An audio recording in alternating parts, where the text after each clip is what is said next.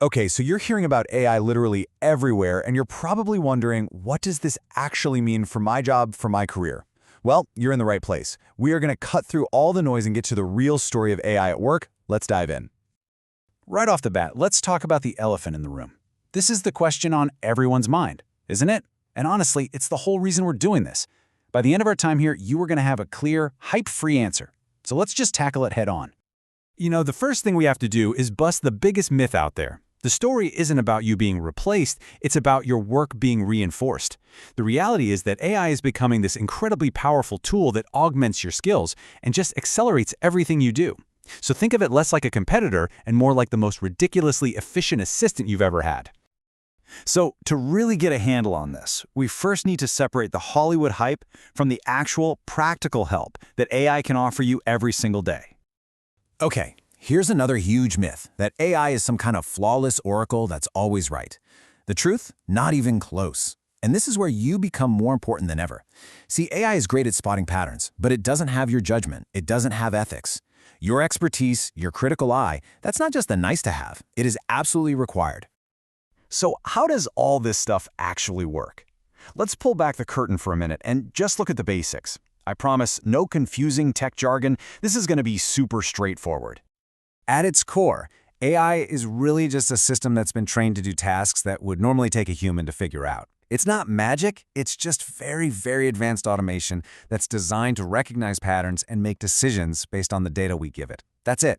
In your world, you're really only going to run into three main types. First, there's machine learning. Think of it like a junior analyst. It follows the rules you set, like, say, flagging a weird-looking expense on a tax return. Then there's deep learning, which is a bit more advanced. It can kind of teach itself to find hidden connections in massive amounts of data.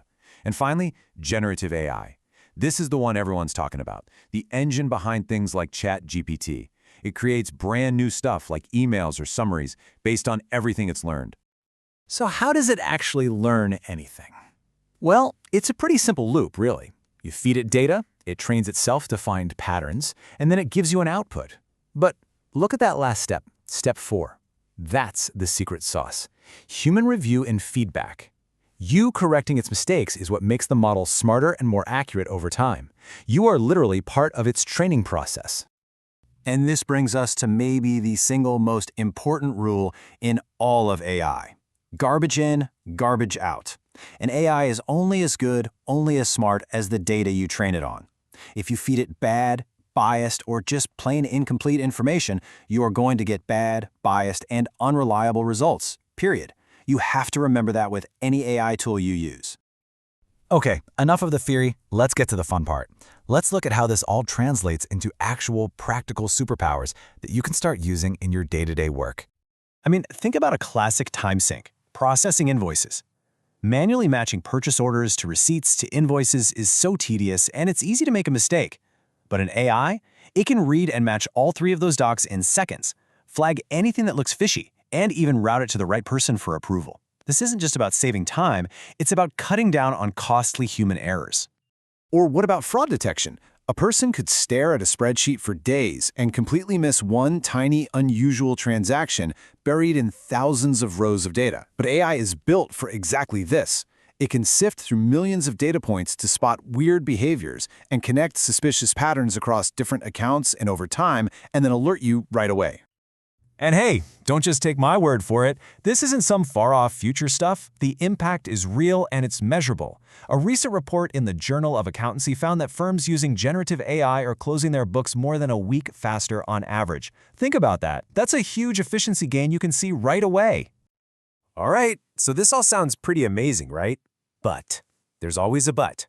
Adopting AI isn't risk-free, of course.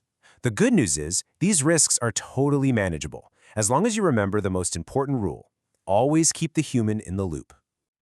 So one of the biggest challenges is something people call the black box problem. Sometimes a really complex AI will spit out an answer, but it can't easily explain how it got there. Now, for professionals like you who have to justify every decision and show your work, that can be a really big deal. But here's the good news. For every potential risk, there is a specific control measure you can put in place. It's not about being scared of the tech, it's just about being smart.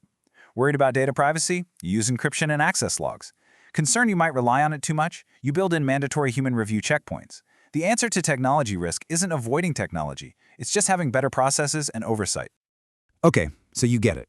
You see the potential, you understand the risks, now what? Where on earth do you even start? Let's walk through your first steps, and I promise they are way simpler than you might think.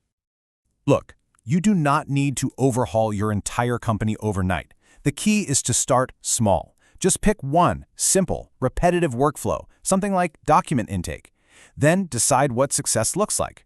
Are you trying to save time? Improve accuracy? Then you test it, you review the results, and you learn from it before you even think about scaling up. And when you're looking at different tools or vendors, you have to be a savvy shopper. Treat it like any other critical business decision. Ask the tough questions. Are you SOC 2 certified? Where is my client data actually being stored? Can you explain to me how your model came up with that answer? And always ask for references from companies that look like yours.